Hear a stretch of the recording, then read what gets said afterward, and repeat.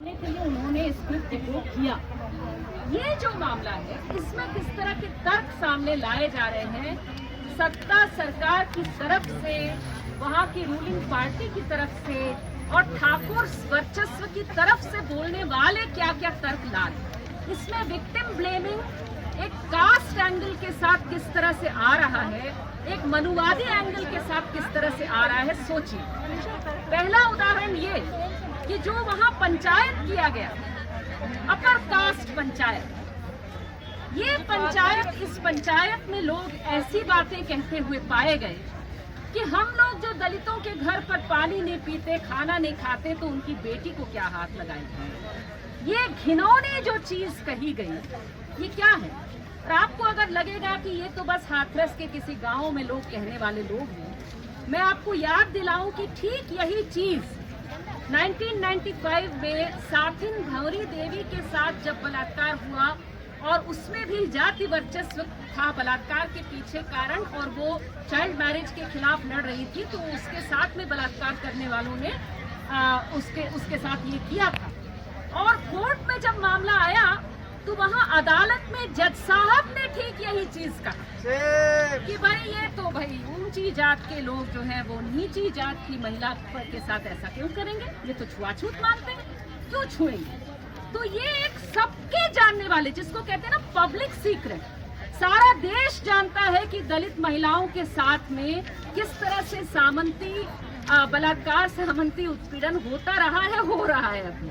लेकिन इसको एक तरह से अदालत से लेकर के गांव तक, अदालत से लेकर के नीचे तक, ग्राउंड तक, ये तर्क लाने वाली चीजें हैं, जो सच को झुठलाने वाली चीजें और विक्टिम की सच्चाई को, विक्टिम को झूठा बताने वाली जो तर्क है, वो एक कास्ट एंगल के साथ आ रहा है। और इसमें हम इस बात को सोचें कि एक तरह से ये हमारी पूरी जो पुलिस व्यवस्था है, जो न्याय व्यवस्था है, उसकी जो अगर वो रोटी है तो उसके आटे में गूंथा हुआ है ये जो जातिवादी मनुवादी संस्कृति है, जो महिला विरोधी भी है, दलित विरोधी भी है, ये जो है गूंथा हुआ है आटे में। और इसके खिलाफ हमारा संघर्ष है।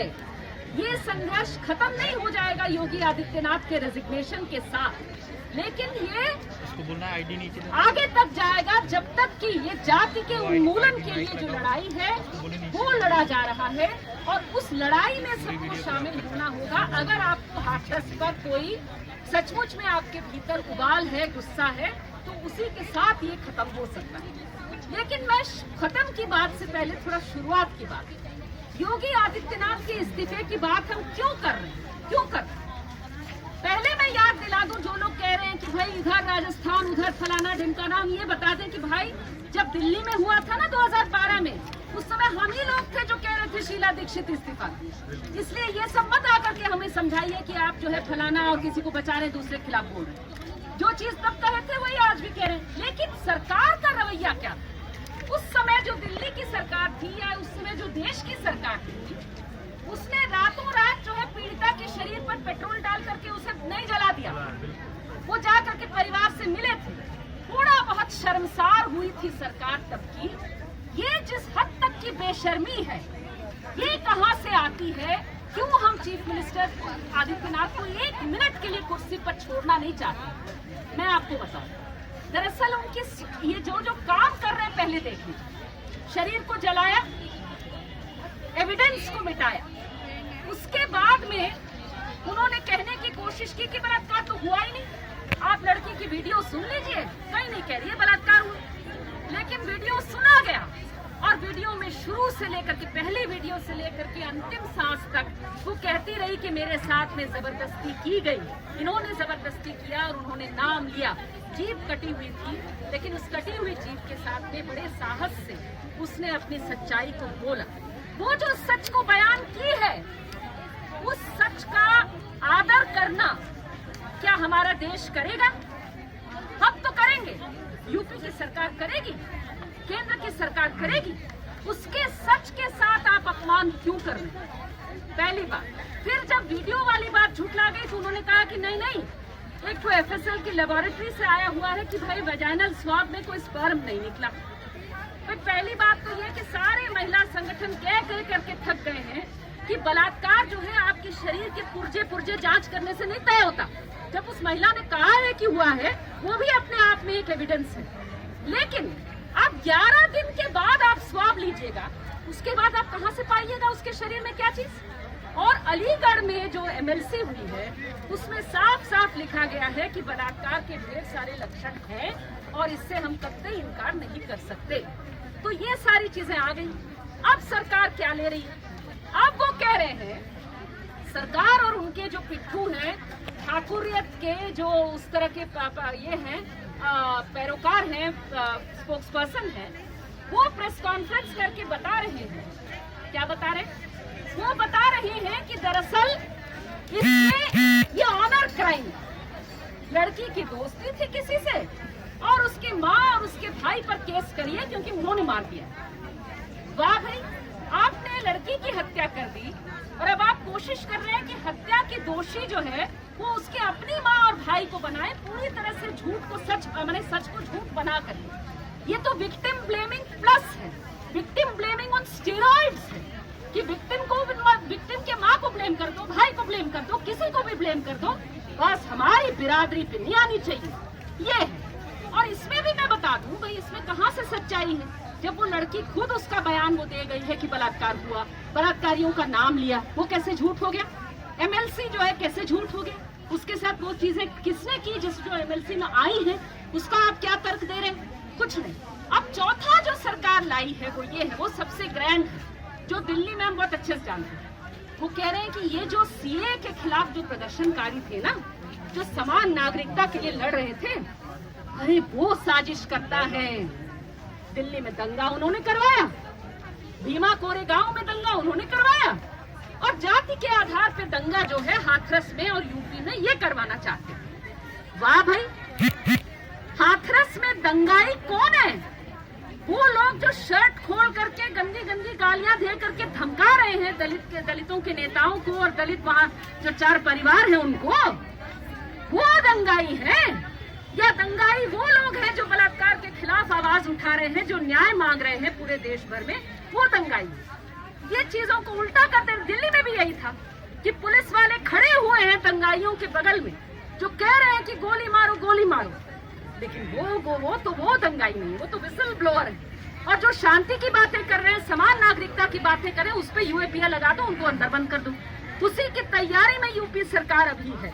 उनका बस चले तो वो पीड़ित के परिवार को और उनके पक्ष में बोलने वाले हम सभी लोगों को यूएपीए लगा करके अंदर कर दे कि भाई आपका बोलना मना है, आप दंगाई हैं। इसके खिलाफ आवाज उठाना, इसके खिलाफ लड़ना, इसके झूठ का डेली, मैं जानती हूँ इस तरह का आंदोलन जब चलता है ना लंबा, थकान होने लगती है। इसीलिए अपने लिए भी समय लीजिए, लेकिन थकिए मत। डेली जो नया नया झूठ ये फेंकेंगे, इसको काटने का काम करिए। एक आखिरी बात मैं आपसे शेयर करना चाहती हूँ। देखिए, ऐसे मामलों में कई बार लोग आके कहते हैं, मैं देखती हूँ सोशल मीडिया में भी, ऐसे आपके परिवारों में भी होगा, हमारे परिवार में भी लोग हैं, कि बलात्कार के खिलाफ तो बोलना चाहिए, लेकिन आपने जाति की बात क्यों कही, कास्ट की बात क्यों कही? और मैं मानती हूँ कि इसका जवाब जो है ये दलित नेतृत्व को देने का बर्डन उनपे नहीं आना चाहिए।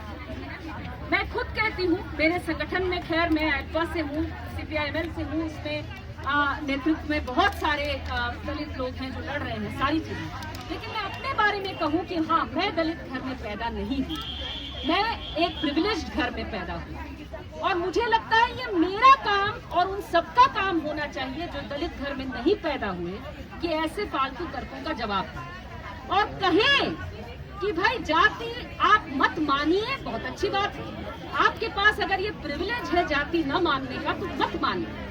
ठाकुर घर में अगर आप पैदा हुए हैं और इस तरह के ठाकुर वर्चस्व दिखाने वाले लोगों से नफरत आपको होती है तो बहुत बधाई, बहुत अच्छी बात है। लेकिन ये मत कहिए कि मैं जाति जानता नहीं या जानती नहीं, जाति के आधार पे बलात्कार होता ही नहीं है, ये मत कहिए। जैसे पितृसत्ता के आधार पर महिलाओं के साथ बलात्कार होता है, पितृसत्ता के ही आधार पर पुरुषों के साथ पुरुष बलात्कार करते हैं, ठीक उसी तरह से दलितों के साथ भी जातिगत वर्चस्व बनाने के लिए ऊंची जात के वर्चस्व की आइडिया मानने वाले जो लोग हैं वो बलात्कार करते हैं। इस मामले में जो आर पार की लड़ाई है उसमें अपना पार जो है वो जाति के आधार पर मत तय करिए, कृपा करके मत तय करिए, न्याय की तरफ पे रहिए। और न्याय की तरफ पे रहने का मतलब है कि अपने परिवार में, अपने बिरादरी में, तमाम उस तरह की जगह पे, खास करके अगर आप उत्पीड़ित जाति में नहीं पैदा हुए, दलित बहुजन परिवार में नहीं पैदा हुए, और ज्यादा जिम्मेदारी उठाइए कि डेली हम इस चीज को बताने सिखाने की कोशिश करेंगे कि जाति नाम की चीज जो हमारे घरों में डेली पकता है, उसकी रोटी, उसको खत्म करने की जरूरत, उसके उन्मूलन का जो काम है उसमें हमें भी अपना हाथ देना है और हमें इसमें मदद करनी है उन बहादुर दलित आंदोलन के लोगों को जो इस काम का नेतृत्व कर रहे हैं, इस काम में अगुवा भूमिका में है। उसको हमें करना है, इसे अपना काम मान के करना है। इस बात को हम लोग माने, समझाए लोगों को। तो इसी बात के साथ मैं अपनी बात समाप्त करूंगी, सिर्फ इस चीज को बस याद दिलाते हुए कि आदित्यनाथ, एक आखिरी बात है और हाँ, इसमें जो कुछ लोग, मैंने एक आध जगह देखा कि किसी ने 4 फांसी के तख्ते बना करके यहाँ लाए हैं और कहा है कि उन चारों को, क्या नाम है, लवकुश, रामू, संदीप और रवि, उनको जो है फांसी होनी चाहिए। मैं आपको ये बात बता दूं कि इनको फांसी हो जाने से या इनको फेक एनकाउंटर में मार देने से आप इस सरकार को, इस मनुवादी सरकार को छुट्टी दें। आप कह रहे हैं कि आपका काम खत्म, फांसी हो जाएगी। फांसी की मांग कृपा करके मत करें। सजा होनी चाहिए, सजा किसको क्या होगी वो पहले अदालत में जुर्म साबित होगा तब तो जाके सजा होगा।